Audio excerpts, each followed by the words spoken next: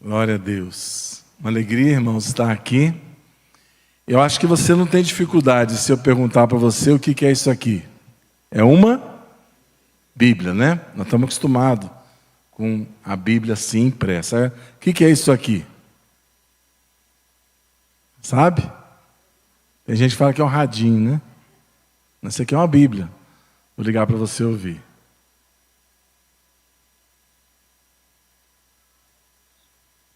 Gênesis, capítulo 2. Assim terminou a criação do céu e da terra e de tudo o que há neles. Essa aqui é uma Bíblia, ela tem de Gênesis e até Apocalipse, a Bíblia completa, lá pertinho do coração. Estou querendo que ela entre para dentro, para esconder a palavra no coração, para não pecar contra o Senhor. Quem fez o treinamento esse final de semana, quem fez o treinamento está aqui. Não são valentes, hein? Glória a Deus. Eles fizeram o treinamento e porque estão se comprometendo a levar adiante o movimento, eles têm um desse. Era para estar pendurado no pescoço, viu? Se esqueceu, vai acostumando. Só tira para tomar banho, tá bom? E eu espero que em breve, nós já marcamos a data em outubro, você venha para o treinamento que nós vamos ter, porque a ideia é que todos sejam treinados. Você também receba um desse, esteja engajado no movimento A Fé Vem Pelo Ouvir, e possa não só ouvir, mas levar outros a ouvir e a obedecer. O texto que eu escolhi hoje para ministrar aos irmãos está em Mateus, o Sermão da Montanha, né? Antes naquela região ali. Só que antes desse texto, que é uma oração, eu queria que os irmãos abrissem uma oração também no Velho Testamento, como introdução, antes de irmos para a oração do Novo. Vamos ver essa oração do Velho no Salmo 67. Não vou pregar nele, mas vou fazer uma introdução usando o Salmo 67. Salmo 67, ele começa dizendo, acho que é uma oração que todos nós, essa geração, ama fazer, e é boa essa oração, que é assim: que Deus seja misericordioso e nos abençoe. Que a luz do seu rosto brilhe sobre nós. Amém? Quem que não quer a misericórdia, a graça, a bondade? Quem não quer ter o sorriso de Deus? Quem não quer que Deus estenda a mão para você e te dê saúde, prosperidade, recurso financeiro, uma família abençoada? Eu quero. E Deus também quer. É propósito dele estender a mão sobre nós e nos abençoar. Agora, a grande questão é que essa não é a finalidade. A finalidade está no versículo 2. Eu quero que você leia atentamente comigo. Que Deus faça isso, seja misericordioso, nos abençoe, que seu rosto brilhe sobre nós. Para quê? Para que... muito bom aquela versão. Para que se conheça na terra o teu caminho, e em todas as nações a tua salvação. Gostei. Leiam junto comigo. Para que se conheça na terra o teu caminho, e em todas as nações a tua salvação. Deus tem um único objetivo. Quando Ele escolheu Abraão, abençoou Abraão, foi para que em ti sejam benditas todas as famílias da terra.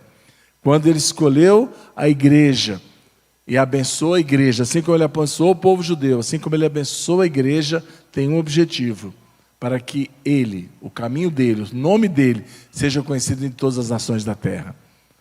Nós não podemos pensar que a bênção é para que nós estejamos apenas abençoados, mas que sejamos uma bênção. O versículo seguinte, ele fala, o restante do Salmo, ele mostra que a salvação dele vai acontecer em todas as partes, à medida que as pessoas conhecem a Deus, o seu caminho, a sua salvação, elas vão louvá-lo, diz aí o versículo 2, que os povos louvem o teu nome.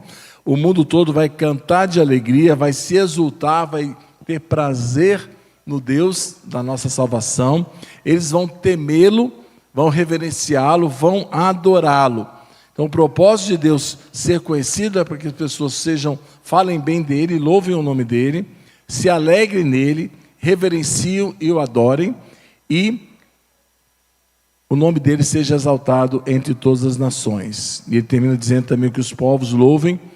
A terra dará as suas colheitas. Em alguns termos, lá no último versículo, põe nessa tradução que eu gostei dela, que está dizendo lá.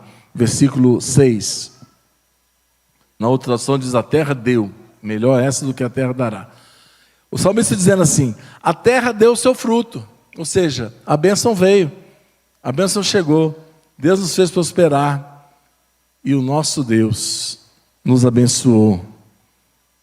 E aí, termina dizendo: sim, Deus nos abençoou, ou nos abençoará. Ele sempre nos abençoa. E todos os habitantes da terra o temerão, porque ouviram o caminho dele.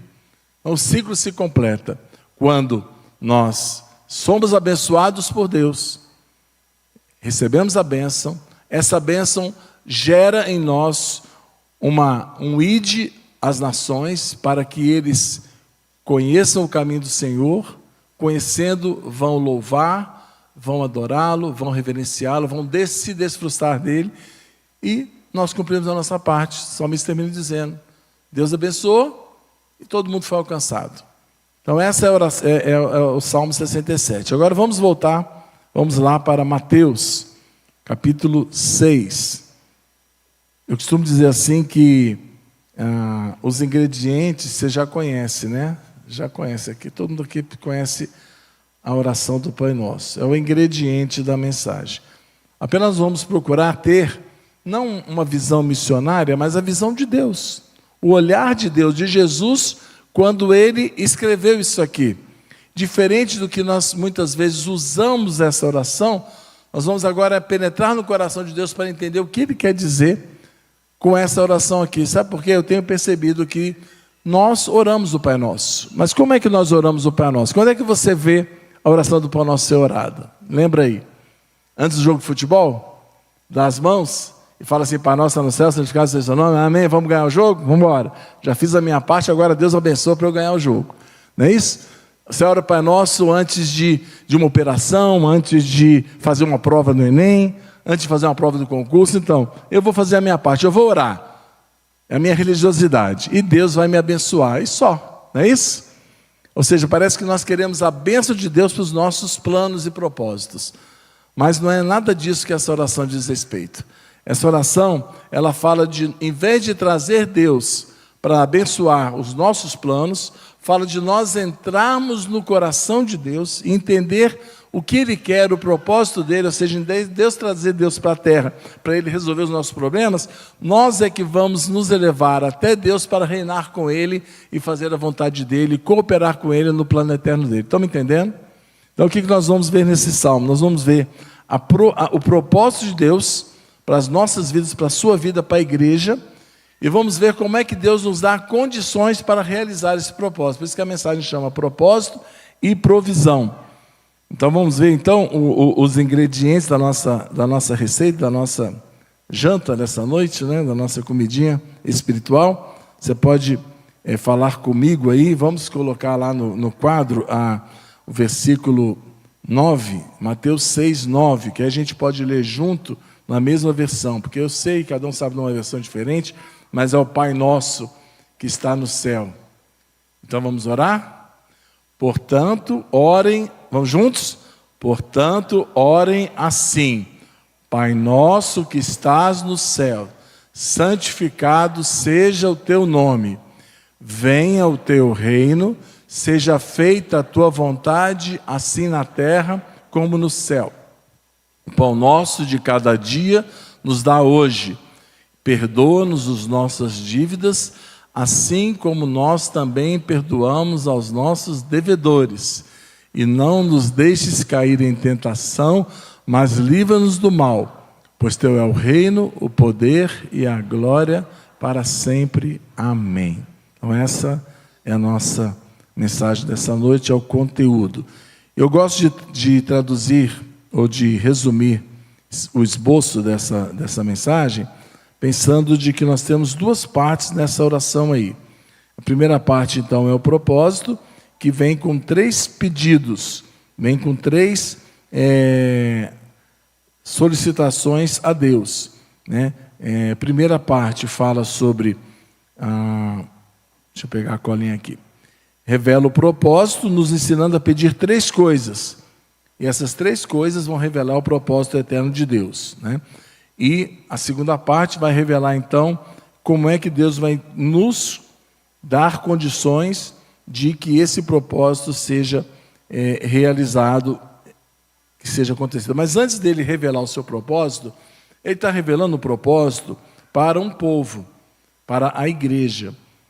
E quem é a igreja? Ele está dizendo assim, a igreja é aquele que diz Pai, não meu, nosso.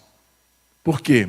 O cristianismo, diferente de qualquer outra religião que pode pensar que adora um Deus, o muçulmano ora a Deus. Mas o Deus do muçulmano não é o Deus e Pai do nosso Senhor Jesus Cristo. O nosso Deus é o Deus que é Pai de Jesus e nosso.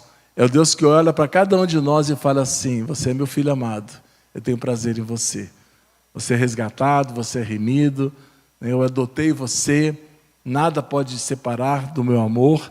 Então é um Deus que nos dá segurança, proteção, cuidado, que a gente não precisa ficar preocupado com o que vai comer, porque o filhinho, lá o Tito, lá na casa, lá o netinho, lá não está preocupado com o que ele vai almoçar, jantar hoje. O pai está providenciando tudo. E assim também é o nosso pai, ele cuida de nós. Então, Pai nosso, você faz parte de uma família, que é chamada família de Deus, que tem um pai. E essa família sabe que esse Pai, ele reina, ele está no céu, ele é soberano, ele está acima de todas as coisas. Então isso nos traz descanso. E agora, sabendo que esse Pai reina, está no céu, nós vamos ver esses 3 primeiros pedidos que vai nos elevar até o nosso Pai, assentar nos lugares celestiais para junto com Ele cumprir o seu propósito. O primeiro propósito é revelado quando ele diz assim, santificado seja o teu nome. É o primeiro pedido. Então você tem que reconhecer que o nome de Deus, ele não pode ser misturado junto com outros nomes. Ele é separado, ele é santo. Não apenas na sua vida, na vida da sua família, na vida da igreja, mas você quer que o nome de Deus seja santificado entre todos os povos da terra. Deus quer ser conhecido, louvado, reverenciado, desfrutado e adorado por todas as famílias da terra. Esse é o propósito eterno dele. Em missões nós costumamos dizer que nosso Deus é um Deus missionário, é a missio Dei, e que ele tem uma missão. E a missão dele é que através de Abraão, ele faria com que todos os povos da terra o conhecessem e fossem parte da família dele. E Deus tem uma igreja para cumprir essa missão. E o propósito nosso como igreja é fazer com que o nome dele seja conhecido em toda a terra. Eu tinha muita dificuldade, gente, de falar assim, eu tenho tanto amor pelos perdidos. Eu vou confessar que muitas vezes eu não tenho tanto amor assim pelos perdidos. Mas eu aprendi a ter amor pelo meu Deus. E aprendi a querer que ele seja adorado por todos os povos da terra. Então a minha motivação para levar o evangelho não é tanto tadinho daquele lá perdido, mas é assim, o Cordeiro, ele foi morto e ele é digno de ser adorado e ele precisa ser conhecido e todos os povos vão adorar e vão se prostrar diante dele, porque essa é a vontade de Deus. Olha, está se desvendando o propósito de Deus. Deus quer ser adorado, porque ele sabe que ao ser adorado, aquela pessoa será transformada, vai desfrutar, vai ter prazer nele, vai ter alegria eterna, vai ter a salvação. Por isso que ele quer, não que ele precise, por ser, ter uma autoimagem baixa e precisa que as pessoas o adorem, não. Ele merece, ele pagou o preço. Ele comprou gente de toda tribo, povo, reino e nação. Então, está se desvendando o propósito de Deus quando diz que nós queremos orar. Quando você agora acordar cedo, seja olhar, trancar no seu quarto e começar a orar. Senhor meu Pai, eu estou seguro no Senhor, ou seja, estou tranquilo, estou salvo, estou redimido, estou comprado por preço. Agora, o que eu quero? Eu quero que essa mesma salvação que me alcançou, alcance todas as pessoas da terra. Eu quero que o nome do Senhor seja santificado, seja santo. Olha, eu estive no Nepal, algum tempo atrás, e um sacerdote, um filho de sacerdote, uma comunidade budista, eles não separam, não santificam o nome de Deus. Por quê? Porque não o conhecem. Que não sabem quem Ele é. Não foi lhes dito quem é o Cordeiro, o que Ele fez por ele. Fui lá, treinei um grupo de pessoas, eles saíram, andaram 3 horas a pé, foram numa comunidade.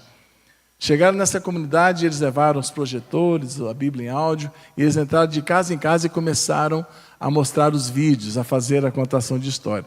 Quando você anda 10 minutos, você consegue fazer uma reunião de meia hora, 40 minutos, mas quando você anda 3 horas a pé, você chega lá, você não quer ficar 10 minutos, não. Eles saíram 6 horas, chegaram lá 9 horas da manhã e começaram 10, 11, meio-dia, 1 hora, 2 horas, 3 horas, de casa em casa, e fazendo uma reunião atrás da outra. Quando chegou lá pelas 3 horas da tarde, sabe o que aconteceu? Muitas casas, eles foram em 8. Tinha muitas casas apinhadas de gente ouvindo a palavra de Deus, mas tinha gente revoltada. Tinha gente que estava ali pegando pau, pedra, falando, vamos pegar esses cristãos, vamos bater eles no pau.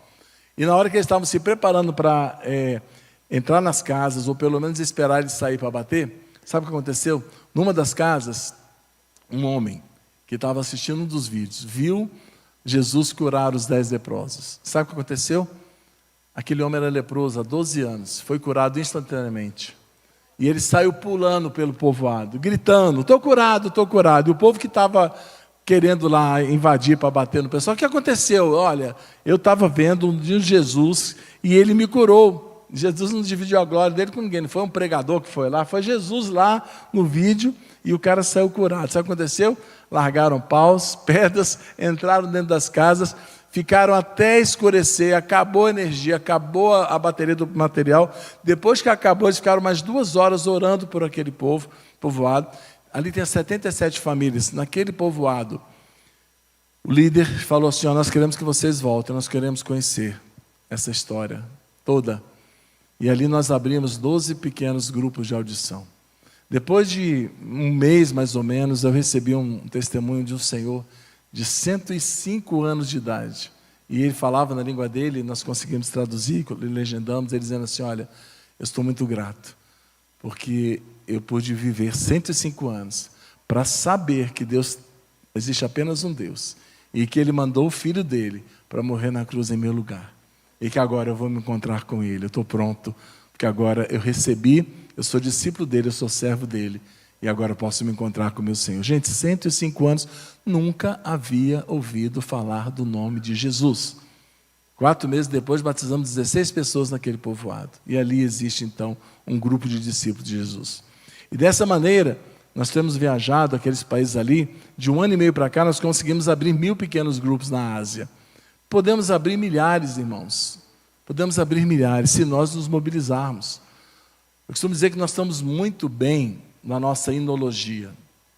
Nós estamos muito bem na nossa pregação, na nossa teologia. Ide, fazei discípulos de todas as nações. Nós estamos indo? Estamos fazendo discípulos de todas as nações? Você está ensinando ele a observar tudo que Jesus ensinou e está batizando? Eu fazia isso aqui no Brasil, mas Deus me levou a começar a fazer, porque eu entendi que o propósito dele é que todos ouçam, todas as nações precisam ouvir. E nós temos condição de fazer isso. Mas sabe o que acontece? A igreja hoje vive para receber a bênção e ficar com a bênção. Os dados não mentem. Foi feito um estudo de que se você pegar uma porção de crentes, uma amostra de que aquele grupo de crentes tem uma renda de 100 mil reais no mês, sabe quantos eles investem no reino de Deus em termos de dízimo, obra social, ação e evangelista e missionária? 2%. Faz a conta comigo, rapidinho. 100 mil, 98 eles usam para bênção. Carro, casa, viagens, roupas, colégio. Compara o que você gasta no seu cartão de crédito, do seu salário, com o seu bem-estar. É claro que missões, estatística é assim, se eu dou 10 e o outro não dá, então quer dizer que eu dou 5, né? Então quer dizer que você não está dando. Mas a geração atual dá 2% para a administração do reino de Deus. Desses 2%, que é administrado pela liderança das igrejas, missões e obras sociais, nós usamos os recursos para o funcionamento local do trabalho e são apenas investidos 6% desse valor para levar o evangelho fora da cultura. Faz a conta comigo, de 2 mil, 6% sobra quanto? 120. 120. De 100 mil sobra 120 reais para investir em missões fora da localidade. Sabe como nós investimos esses R$120? 74% onde já tem igreja, onde já tem Bíblia, onde já tem pastor, missionário, rádio, livro, tudo. 24% naqueles países onde rejeitaram o Evangelho, como culturas pós-cristãs, Portugal, Inglaterra, Alemanha, não quero Cristo. Tem Bíblia, tem igreja, estão fechando. E apenas 1% para aqueles que nunca ouviram o Evangelho. Por isso que ainda existem aí mais de 2 bilhões de pessoas sem acesso ao Evangelho, comunidades inteiras, países inteiros. A Índia, por exemplo, tem 0,1% de crente. Tem 1 e pouco por cento de cristão juntando católico. Mas crente não tem 1 para cada 1000. Por quê? Porque nós não estamos investindo em levar o Evangelho até eles. Então, se você fez as contas, nós estamos investindo de cada 100 mil que Deus coloca na nossa mão para administrar, R$1,20 para fazer com que o Evangelho chegue a quem nunca ouviu. Você não está fazendo essa oração que o seu nome seja santificado em todos os povos da terra? Ou está? Se está, essa oração não está se refletindo no seu investimento, no seu sacrifício, naquilo que você está fazendo para que o nome dele chegue. Nós cantamos, e de fazer discípulos, todas as nações. Nós falamos que todos os povos adoram. Nós falamos, vamos, toda tribo, povo, nação, vai e vai. Com você ou sem você, Deus é poderoso, Ele vai fazer a obra, Ele já decretou. Agora, ou você vai fazer parte disso, ou você vai fazer outra coisa. Alinhe-se com o propósito de Deus. Diga, santificado seja o teu nome entre todas as nações da terra. Faça como o apóstolo Paulo, sinta-se devedor do Evangelho. Enquanto houver uma pessoa que não ouviu o Evangelho, eu e você somos devedores. Nós devemos a pregação do Evangelho. Foi nos dado uma ordem, ide pregar o Evangelho a toda criatura. Não é opcional. É mandamento. Você vai prestar conta se você está fazendo alguma coisa por isso ou não. Bom, agora vamos avançar um pouquinho mais. Senão a gente não sai daqui hoje não, né? Vamos para o segundo ponto aí, que é a segunda parte da oração, que diz assim, venha o teu reino. Porque quando nós avançamos, temos esse entendimento de que o nome de Deus precisa ser santificado entre todas as nações, nós queremos que essas pessoas conheçam o Senhor, recebam Ele como dono da vida delas, que Ele governe sobre a vida delas. Não queremos apenas que o nome seja conhecido, mas que Ele seja separado, santificado dos demais, que as pessoas se prostrem diante dele como Senhor. Crê no Senhor Jesus Cristo e será salvo. A gente fala muito da salvação, mas temos que falar do senhorio, do governo. Nosso Senhor, Ele é Senhor, é para ser obedecido. E quando nós falamos, venha o teu reino, nós queremos dizer que o Deus governe sobre a minha vida, seja o rei, eu sou súdito, eu sou obediente, eu faço a vontade dele, que já é o terceiro pedido.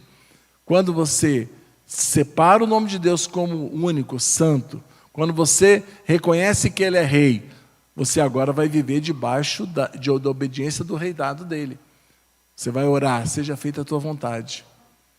Você vai levar as pessoas a obedecer tudo aquilo que Ele ordenou. E quando nós ouvimos capítulo por capítulo do Novo Testamento, nós estamos fazendo isso. Eu sou uma pessoa que me comprometi a ouvir e obedecer a palavra, e eu estou levando outros a ouvir e obedecer tudo aquilo que Ele ordenou. Eu vou fazer isso pelo resto da vida.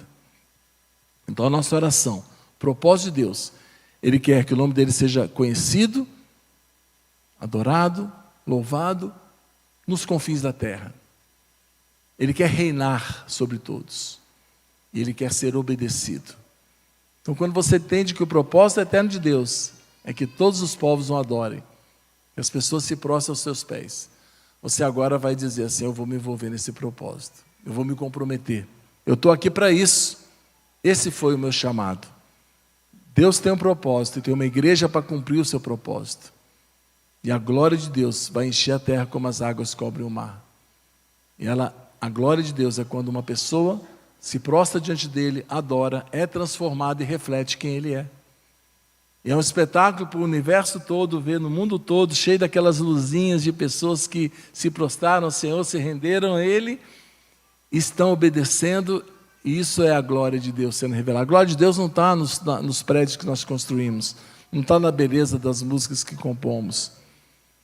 mas está no número de pessoas que se prostram diante dele e reconhecem como rei. Agora, a segunda parte da oração, ela fala da provisão de Deus para que esse propósito seja conhecido. Pode pensar, bom, onde é que vai entrar eu aí com as minhas necessidades?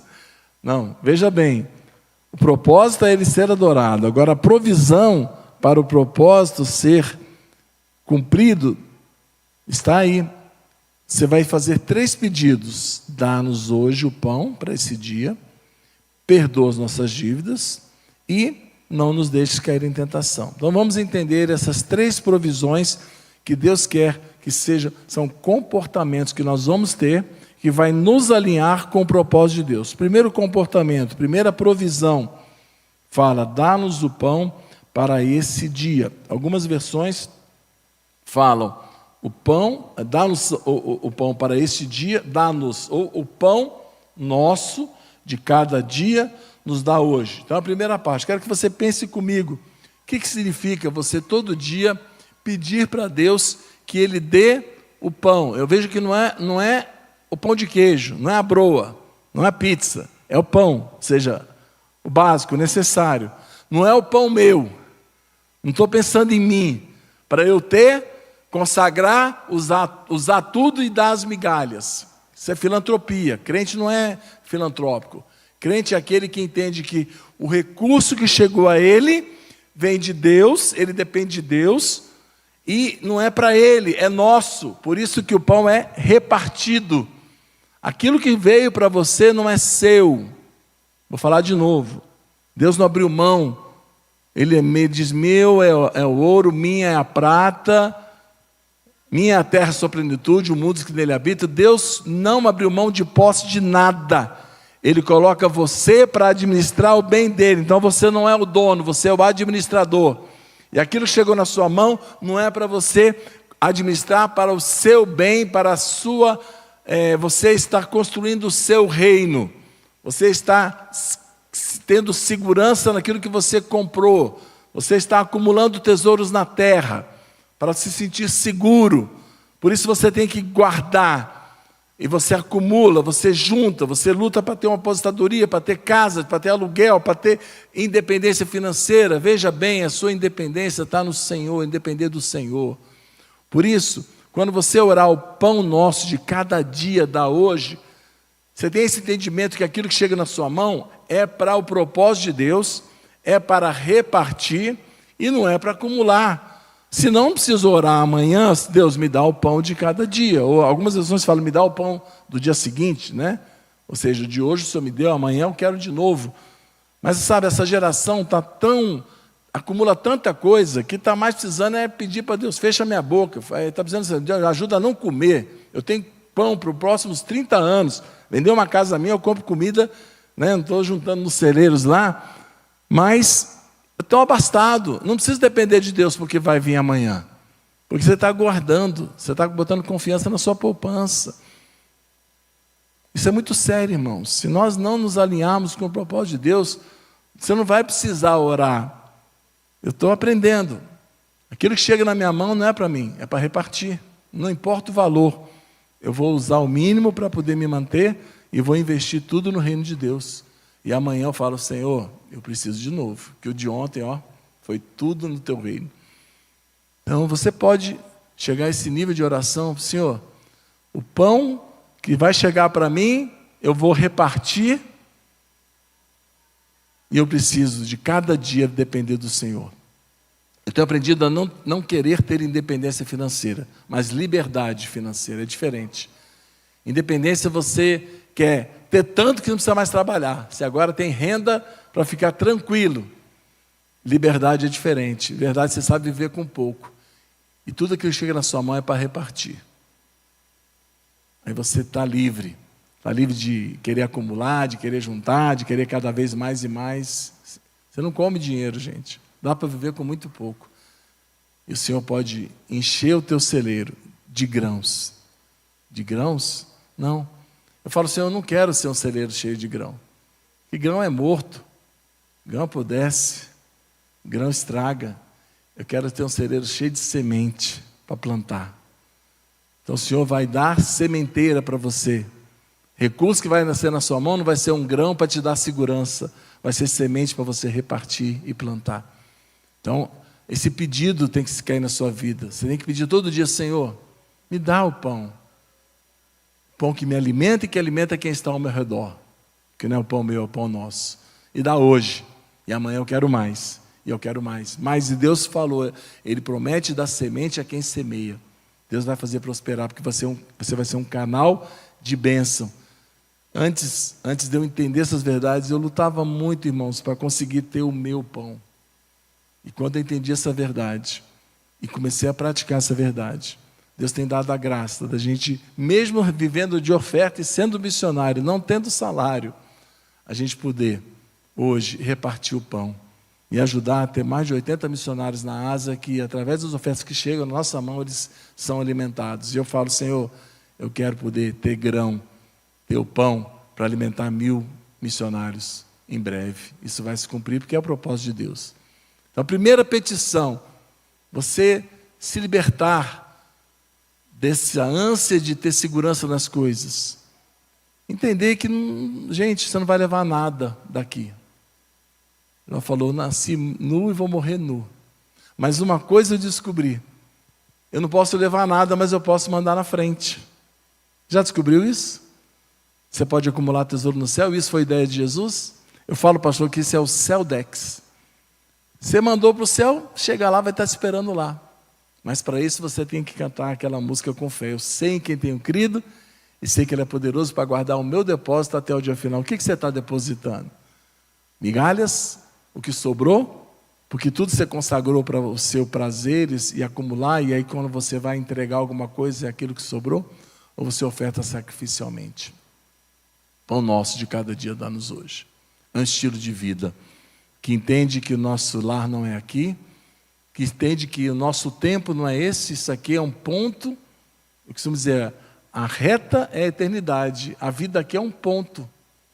Você vai viver em função do ponto ou da eternidade? Se você viver em função do ponto, tem que acumular mesmo. 60, 70, 80 anos, mas fique sabendo que logo, logo você vai perder tudo que você juntou. Mas se você viver em função da reta, da eternidade, vai estar te esperando. Cada dia você está mais perto de usufruir tudo aquilo que você acumulou a vida inteira. Você escolhe, quer viver em função dessa terra? Ou você já entendeu e escolheu ser peregrino, forasteiro? E está aqui não é de férias, para descansar. Alguns anos atrás eu pensei, puxa, depois de uns 35 anos de missão, dá na hora de aposentar. Aí minha mãe deixou um apartamento em Salvador, eu preparei e vou morar aí os próximos 20 anos, na frente da praia, só curtindo. Deus falou para mim: não, resta um descanso, e não é aqui. Está lá o apartamento, e eu estou rodando as nações, porque enquanto houver um fôlego de vida, nós vamos estar a serviço do Rei, pregando a palavra de Deus.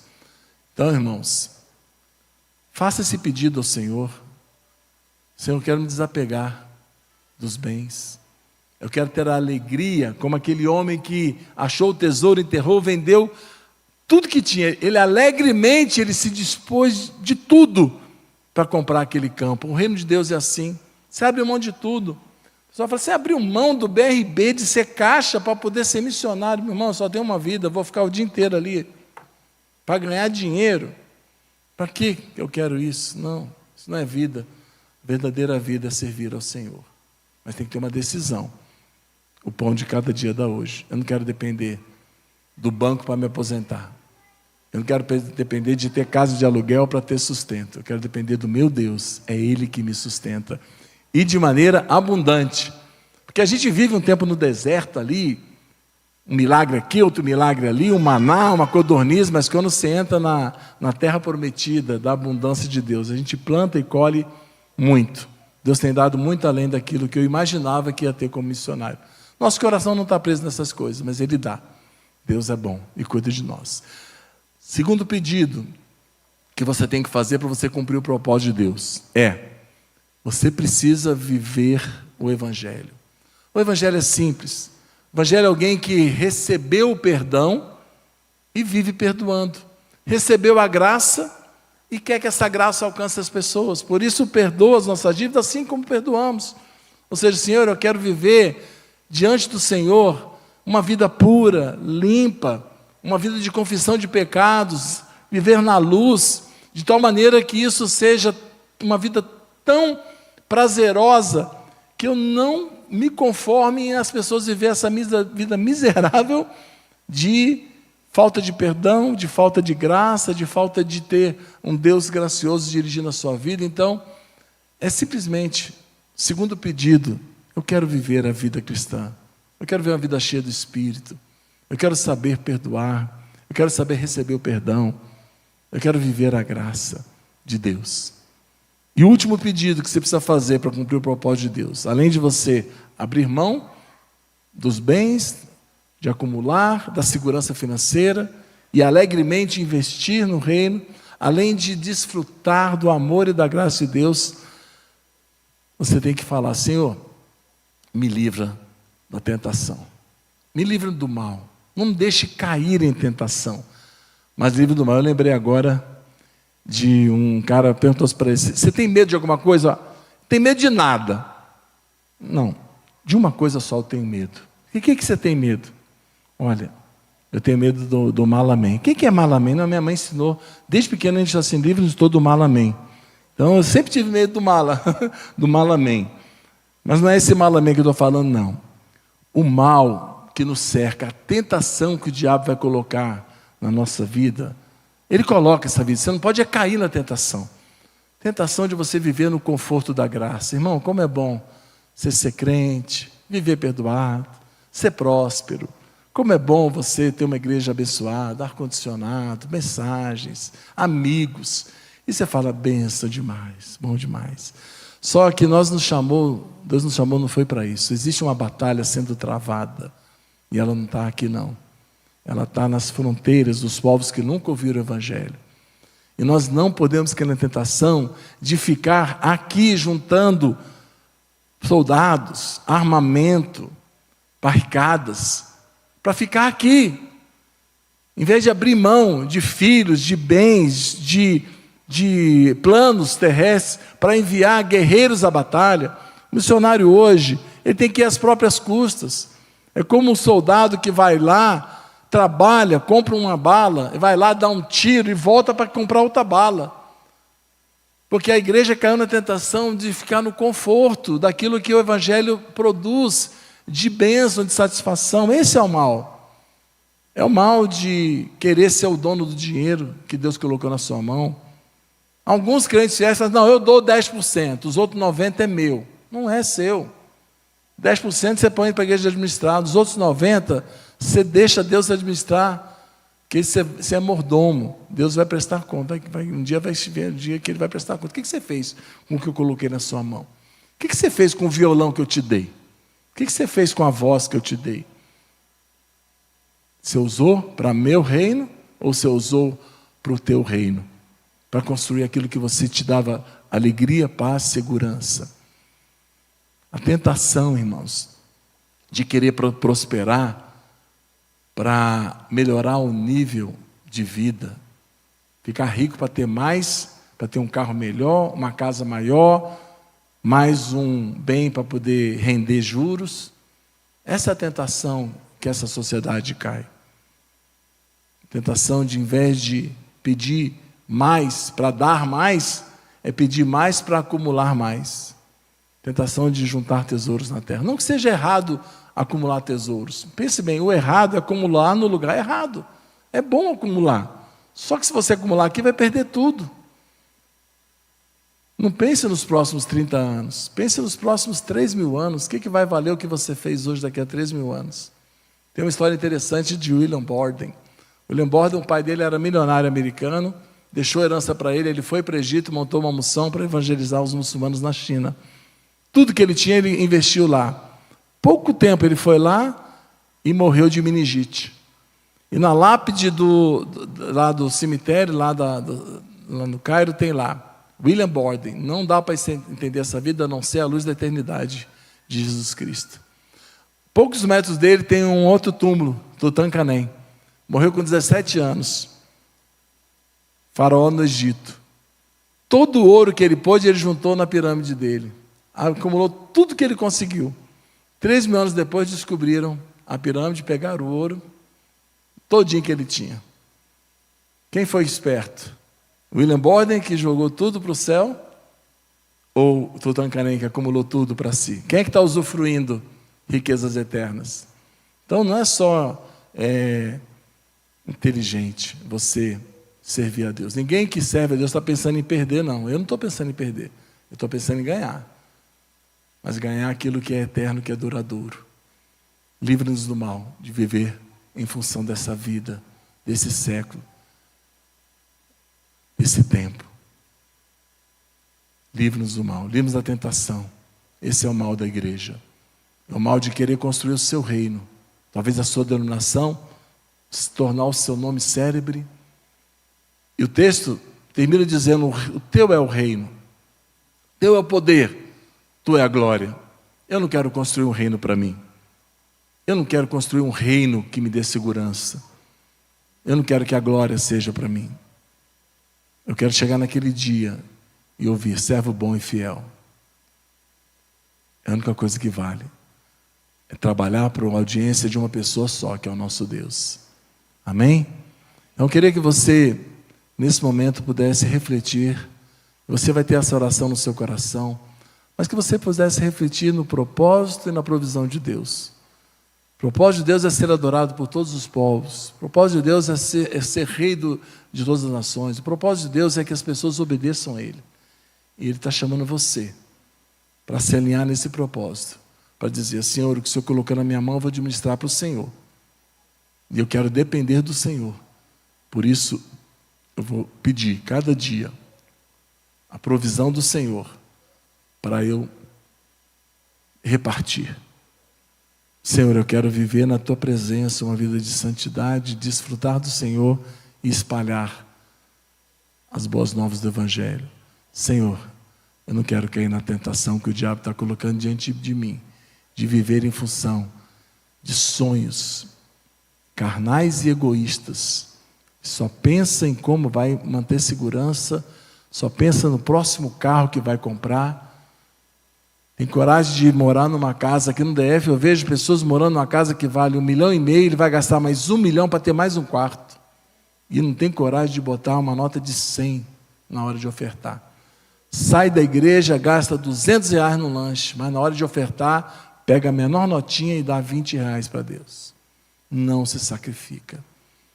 Precisamos ter as marcas do sacrifício.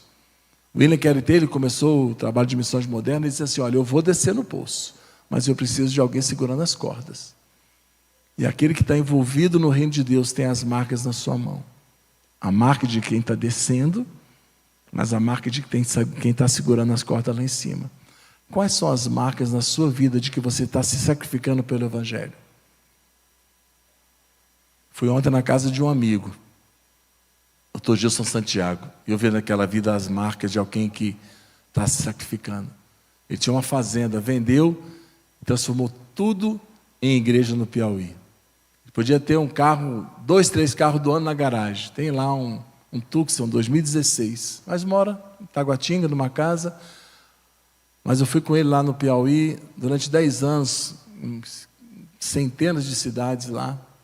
E uma das regiões nós fizemos um congresso e tinha cerca de 1.500 pessoas das igrejas que nós fundamos, e as pessoas eram salvas porque haviam ouvido o Evangelho, fruto daquele sacrifício que ele havia feito. E ele virou para mim, cutucou e falou assim: é muito melhor ter 1.500 cabeças de crente do que ter 1.500 cabeças de gado. Prioridade. O que vai fazer tanto gado? Muito melhor investir em vidas e ter amigos eternos. Amém? Então vamos orar de novo a oração. Volta lá a oração, para a gente poder orar junto agora com esse entendimento.